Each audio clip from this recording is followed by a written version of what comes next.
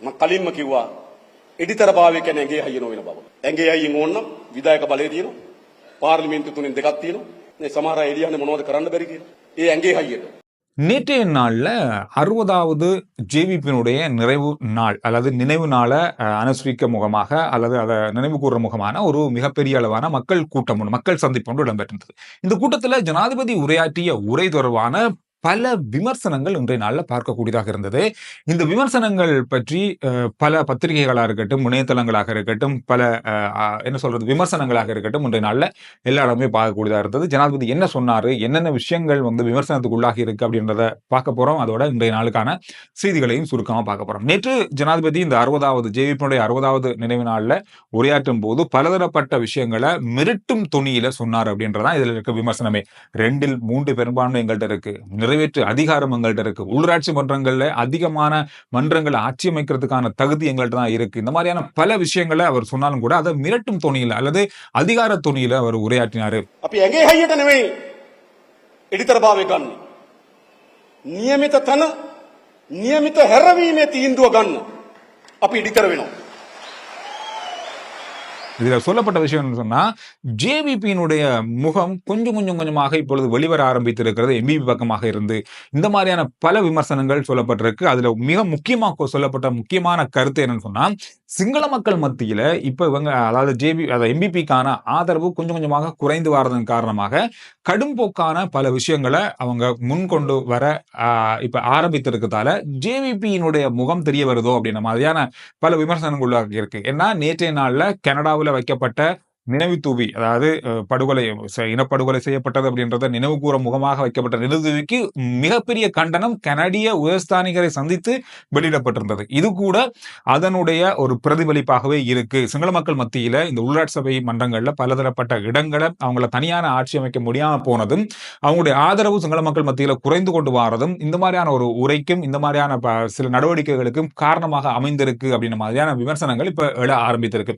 நேற்றைய நாள்ல ஜனாதிபதி அவருடைய உரையில கூறிய விஷயங்கள் சுருக்கமா பார்க்க போனா, அவர் சொன்ன விஷயம் என்ன சொன்னா, இப்ப எதிர்கட்சிகள் எல்லாமே சேர்ந்து பல இடங்கள்ல ஆட்சி அமைக்க முயற்சி செய்யறாங்க. அதாவது உள்ளாட்சி மன்றங்கள்ல ஆட்சி அமைக்க முயற்சி செய்யறாங்க. ஆனா தேசிய மக்கள் சக்தி 152 இடங்கள்ல உடனடியாகவே ஆட்சி அமைக்கிறதுக்கான அதிகாரத்தை பெற்றிருக்கு. நாங்க தான் பெரும்பான்மை, அதுதான் எங்களுக்கு மக்கள் கொடுத்த ஆணை, அதை நாங்க நிறைவேற்றியே தீர்வோம். ஆனா துண்டு துண்டாக சுயேட்சையாக அல்லது எதிர்கட்சிகள் இருந்து சேர்ந்து எல்லாருமே உள்ளாட்சி மன்றங்கள்ல ஆட்சி அமைக்க அரசாங்கத்துக்கு சவால் விடுக்கும் முகமாக இந்த மாதிரியான ஒரு விஷயம் நடக்குமாக இருந்தா சட்ட திட்டங்களுக்கு அமைய, அதிகாரங்களுக்கு அமைய இது முறியடிக்கப்படும். அந்த மாதிரியான விஷயங்கள் நடக்கிறதுக்கு அதை ஏற்றுக்கொள்ள முடியாது. ஏன்னா அரசாங்கத்துக்கு மக்கள் பெரும்பான்மை ஆதரவு கொடுத்திருக்காங்க. இப்படி நீங்க தனித்தனியா கேட்டு வந்து ஒண்டா இப்ப ஆட்சி அமைக்கிறதுக்கு சரி அப்படின்னு சொன்னா, நீங்க எல்லாருமே சேர்ந்து தேர்தல்ல நிக்கிறதுக்கு ஓகேன்னு சொன்னா சொல்லுங்க. நாளைக்கு நான் இன்னும் ஒரு தேர்தல் நடத்துறதுக்கு தயாரா இருக்கேன். මම කියන්න ඔය විවිධාංගීකරණය වූ විපක්ෂ එකතු වෙන්නකෝ. එකතු වුණොත් විවිධාංගීකරණය කරලා ලැබිච්ච ප්‍රතිඵලවත් ලැබෙන්නේ නැහැ. එකතු වෙලා පෙන්නන්න. මොකද ඒගොල්ලෝ කරන්නේ? බෙදලා ඡන්ද ඉල්ලලා සභාව එකතු වෙන්න හදනවා. මොකද ලැජ්ජ නැද්ද? එකතු වෙලා යන්නකෝ. හෙට ඒගොල්ලෝ ලෑස්ති නම් එකතු වෙලා ඡන්ද කරන්න.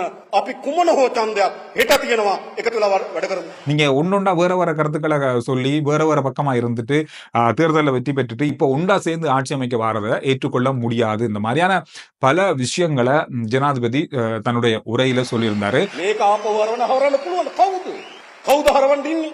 එක සභාවක් දිනන්න නැතුව ඊළඟ ජනාධිපති වෙනවා. ඒගොල්ලෝ හිතන් ඉන්නවා ඒගොල්ලෝ ජේවීපී වගේ කියලා. පහු.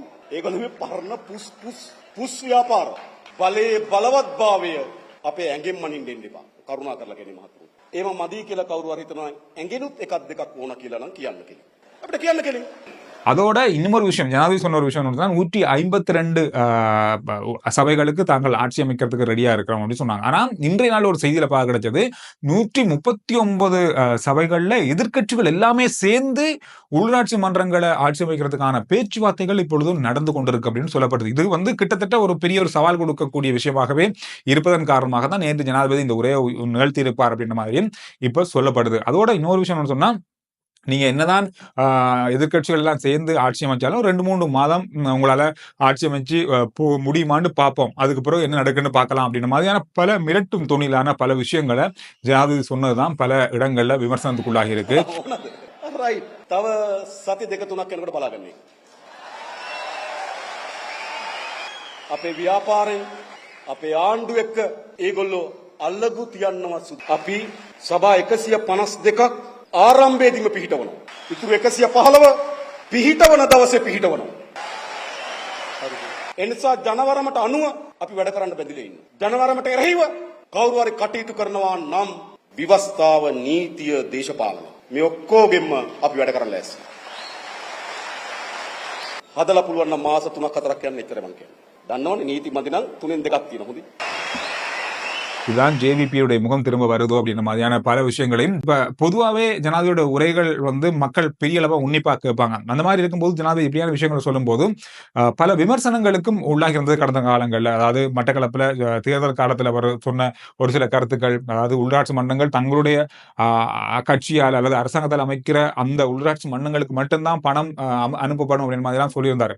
அதுல பெரிய ஒரு விமர்சனத்துக்கு உள்ளாகி இருந்தது. அந்த மாதிரியான விஷயங்களையே தொடர்ந்து ஜனாதிபதி பின்பற்றாரா? இந்த மாதிரி எதிர்க்கட்சிகளுக்கு அவர் வந்து அச்சுறுத்தலா அல்லது எதிர்கட்சியே இருக்கக்கூடாது அப்படின்னு நினைக்கிறாரா? எதிர்கட்சியே இல்ல, ஒரு கட்சி தான் இருக்கணும் அப்படின்னு நினைக்கிறாரா? இந்த மாதிரியான பல விஷயங்கள் இன்றைய நாள்ல பேசப்பட்டது. அதோடு மட்டுமில்லாமல் இன்னொரு விஷயம் பேசப்பட்டது, கோட்டாபய ராஜபக்ச அவர்கள் அதோடு மஹிந்த ராஜபக்ச அவர்களும் கூட இந்த மாதிரி தான் தங்களுடைய ஆட்சி காலத்துல தங்களுடைய கட்சி மட்டும்தான் எல்லாத்திலையுமே இருக்கணும், ஒரு கட்சி தான் இருக்கணும் அப்படின்ற மாதிரியான நிபந்தனைகளையும் சில கொள்கைகளையும் வைத்திருந்தாங்க. ஆனா எங்க போய் முடிந்தது அப்படின்றது எல்லாருக்குமே தெரியும் அப்படின்ற சில கருத்துக்களும் இன்று நாளில் பகிரப்பட்டிருக்கு. அதோட சுமந்திரன் அவர்கள் இன்று நாள் தமிழரசு கட்சியினுடைய செயலாளர் சுமந்திரன் அவர்கள் சொன்னா, ஜனாதிபதி இந்த உரையில பலதரப்பட்ட இடங்கள்ல மிரட்டும் துணையில பேசியிருக்காரு. 2 பெரும்பான்மை இருக்கு, 3 பெரும்பான்மை எங்களிடம் இருக்கு, நிறைவேற்ற அதிகாரம் எங்களிடம் இருக்கு, இந்த மாதிரியான விஷயங்களை சொல்லி அவர் மிரட்டும் துணையில இந்த உரையை ஆற்றியிருந்தாரு. இது இந்த மாதிரியான ஒரு பதிவை அவருடைய Facebook பதிவில் பார்க்கக்கூடியதாக இருந்தது. நீங்க இந்த உரையை கேட்டிருப்பீங்க, இந்த செய்திகளை பார்த்திருப்பீங்க. உங்களுடைய கருத்து என்ன? ஜனாதிபதியுடைய உரை பற்றி நீங்க என்ன நினைக்கிறீங்க அப்படின்றத கருத்துக்கள்ல பதிவிடுங்க. මම කියන්න අපේ ව්‍යාපාරයෙන් අපේ ආණ්ඩුව එක්ක ඒගොල්ලෝ අල්ලගු තියන්නවා සුදුසුනේ. கடந்த கால அரசாங்கங்களால பாவிக்கப்பட்ட அதிசொகுசு வாகனங்கள் ஏலத்துல விடப்பட்டிருக்கு. இன்றைய நாளில் 26 வாகனங்கள், இது 2ஆம் கட்டமாக விடப்பட்ட. நேற்று நாளை இதை ஞாபகப்படுத்திருந்தேன். இந்த ஏலத்துல விடப்பட்ட இந்த 26 அதிசொகுசு வாகனங்களிடமிருந்து அரசாங்கத்துக்கு 200 மில்லியன் ரூபாய்கள் வருமானமா கிடைத்திருக்கு. இதுல வந்து 108 தொழிலதிபர்கள் இந்த வாகனங்களை வாங்குறதுக்கு ஆர்வம் காட்டியிருந்தாங்க. இந்த வாகனங்கள் இன்றைய நாளில் ஏலத்துல விடப்பட்டு விற்பனை செய்யப்பட்டிருக்கு. எனவே இதுல மிக பெரிய அளவான வாகனங்கள், இதுல 10 வருடங்களுக்கு குறைவான வயதில் கொண்ட வாகனங்கள் சொல்லப்படுது. இந்த வாகனங்கள் இன்றைய நாளில் 2வது தடவையாக ஏலத்தில் விடப்பட்டிருக்கு. முதல் தடவையும் ஒரு தொகை வாகனம் ஏலத்தில் விடப்பட்டிருந்தது. அதோட இன்றைய நாளிலையும் முள்ளிவாய்க்கால் நினைவு கஞ்சி, அதாவது முள்ளிவாய்க்கால் கஞ்சி வழங்குற நிகழ்வுகள் நாட்டில் பல இடங்கள்ல இன்றைய நாளிலையும் இடம்பெற்றிருந்தது.